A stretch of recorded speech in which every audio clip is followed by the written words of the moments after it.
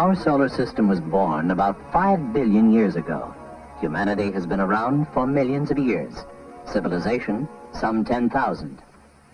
We have been researching our history for at least 20 centuries, digging out the origins of mankind for only one or two. And it is less than 20 years since we first escaped from this planet to perform direct experiments on the nature and history of the solar system.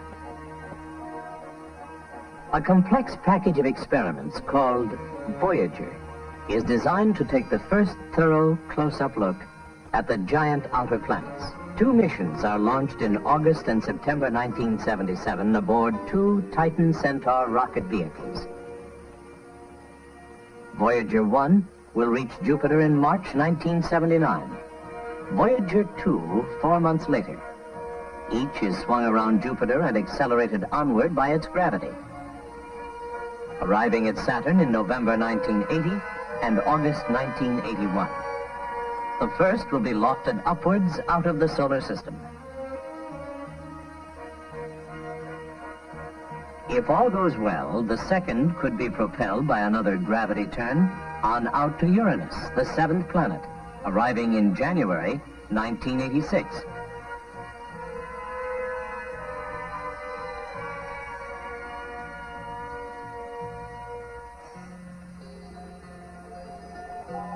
The mission is controlled at the Caltech Jet Propulsion Laboratory, which is responsible for unmanned planetary exploration for the National Aeronautics and Space Administration. This is where the Voyager spacecraft were designed and assembled.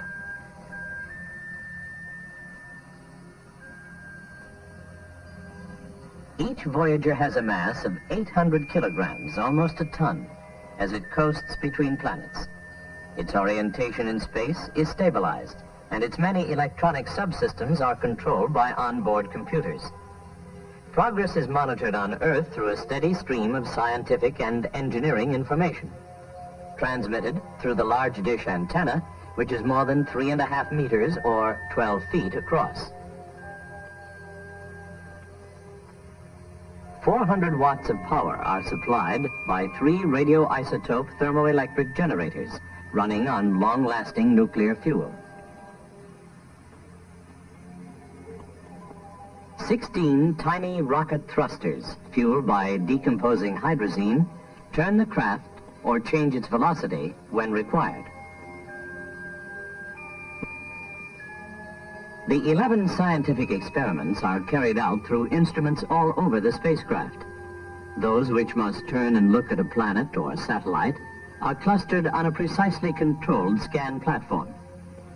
The wide-angle and high-resolution television cameras, ultraviolet and infrared spectrometers, and a photopolarimeter.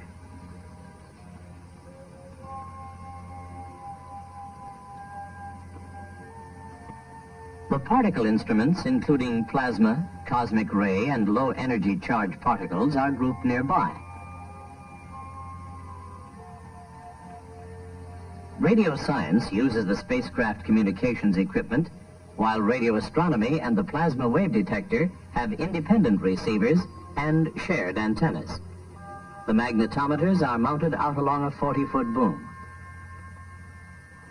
The first major subject of these 11 experiments is the giant planetary system called Jupiter, its magnetism, plasma envelope, and radiation balance.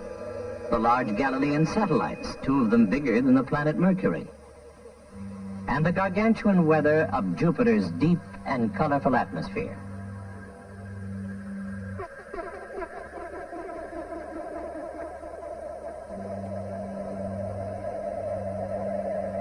As Io emerges from Jupiter's shadow, its reflective surface warms to a reddish hue.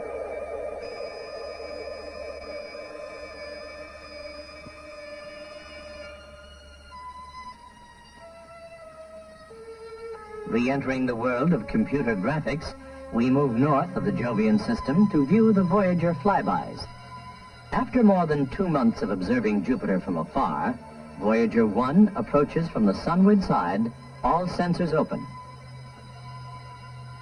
Curved around by gravity at 300,000 kilometers above the cloud tops, it does a close survey of Io, passing through its flux tube. then resumes probing Jupiter's night side and twilight zone and encounters Ganymede.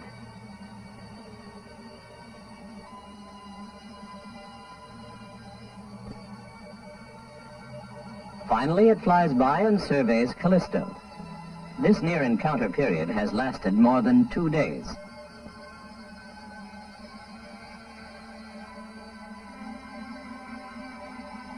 Four months later, Voyager 2 arrives from a slightly different angle.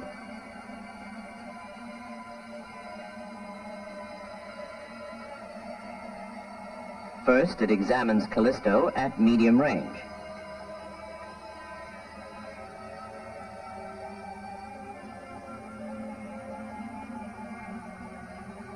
Then a close-range survey of Ganymede, viewing new territory not seen on the previous encounter.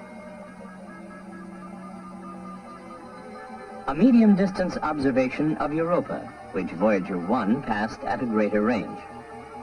Then passed Jupiter at a range of over 600,000 kilometers. Now, as seen from Earth, Voyager 2 passes behind the planet, as the first one did, permitting a deep probe of the atmosphere by the dual-frequency radio beam from spacecraft to Earth. This Voyager mission greatly improves resolution of Jupiter. Let's start with one of the best photographs taken from Earth. Now the great red spot and a picture from the Pioneer 10 spacecraft. Note the white oval below the red spot.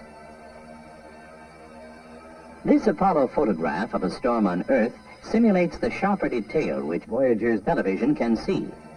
The improvement is even greater for the satellites, for the spacecraft will pass very close to some of them. Here's Ganymede from the Earth. This Pioneer picture improved Ganymede resolution significantly, but Voyager will see more than 100 times better, as seen in this final simulation, actually a picture of Mars. Overall, Voyager will achieve resolutions nearly 1,000 times finer than can be seen from Earth. Now, in March 1979, let's board Voyager 1 for a ride through the Jupiter system. We're living more than an hour every second, and the field of view is 40 degrees for comfortable vision. We fly towards the planet over the night-day terminator until we see the dark side. Past Jupiter, we pan up to Io. Field of view now 12 degrees. Under the South Pole at a closest range of 22,000 kilometers. Looking back at Jupiter, we see the Earth and the Sun emerge from occultation. We were in eclipse for 2 hours. Now, in a narrow-angle field of view, we fly by Ganymede.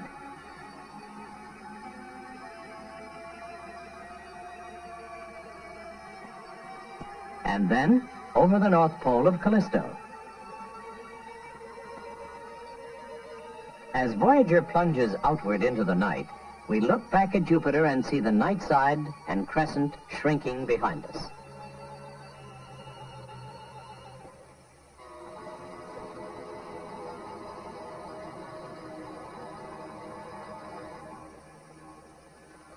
At Jupiter encounter, the Voyagers are so far from Earth that their signals take at least 40 minutes to reach us. They are picked up by the giant antennas of the Deep Space Network, located around the world, and read in the Mission Control and Computing Center in Pasadena. Here, radio commands are generated for transmission to the two craft. When Voyager 1 begins its approach to Saturn, the commands will take almost an hour and a half to reach it. The planet Saturn may hold more scientific puzzles than Jupiter. Its rings, its low density, and its varied satellites make it a very different and fascinating object for exploration and study. Voyager 1 is targeted for close examination of Saturn, its largest moon Titan, and its unique rings. Both Voyagers will cross the ring plane outside of the hazardous rings.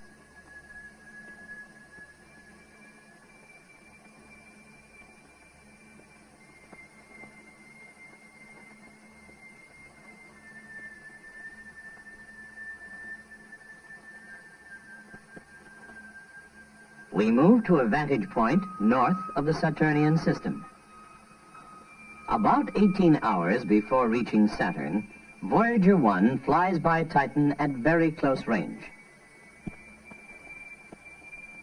Continuing its approach from the sunlit side, Voyager scans the Saturn system with improving resolution, observing the rings, and encountering Mimas, Dione,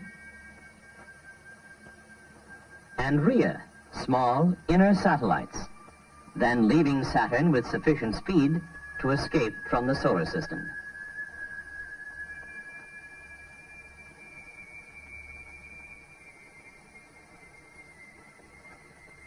About 9 months later, Voyager 2 surveys the Saturn system. Choice of the Uranus option aiming point permits a mid-range Titan encounter.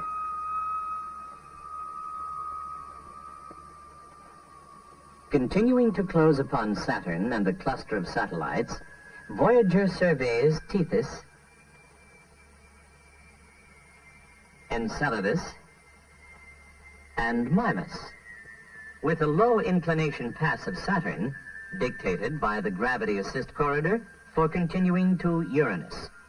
Alternatively, the second mission could be commanded to more nearly duplicate the first, with a close Titan encounter and occultations of Saturn and her rings. Now we return to Voyager 1 for a ride-along tour approaching Saturn and Titan.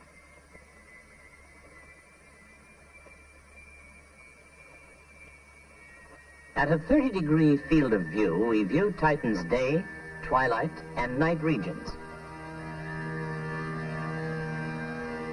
and see the Sun and Earth emerge from occultation. Precise navigation brought us within 4,000 kilometers of Titan's surface. At a 60-degree field of view, elapsing 43 minutes each second, we continue approaching Saturn, viewing the sunlit side.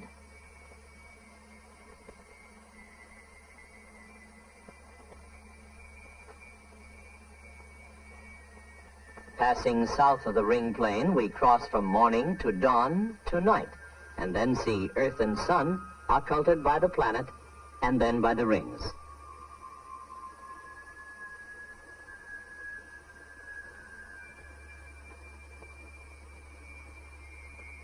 One of the last satellites to be surveyed is Rhea, viewed from the north at a 3-degree field and a range of 60,000 kilometers.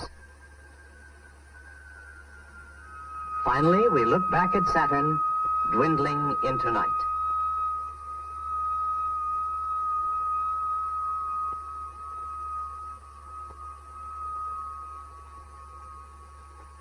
If all goes well during the first Saturn pass, Voyager 2 could be targeted to continue to Uranus, the 7th planet, taking more than 4 years after the Saturn flyby. The computer lets us board Voyager for a final ride. Uranus spins about an axis so tilted that when Voyager arrives, the North Pole is pointed toward the Sun. The spacecraft drops through the system from the sunlit northern to the dark southern hemisphere, going past the planet close to a small satellite, such as Miranda or Ariel, or perhaps even attempting a final gravity assist passage on to the remote Neptune. Earth and Sun occultations of Uranus would occur for atmospheric measurements. And then Voyager would move on out, like its twin, somewhere north of the ecliptic plane, looking back at a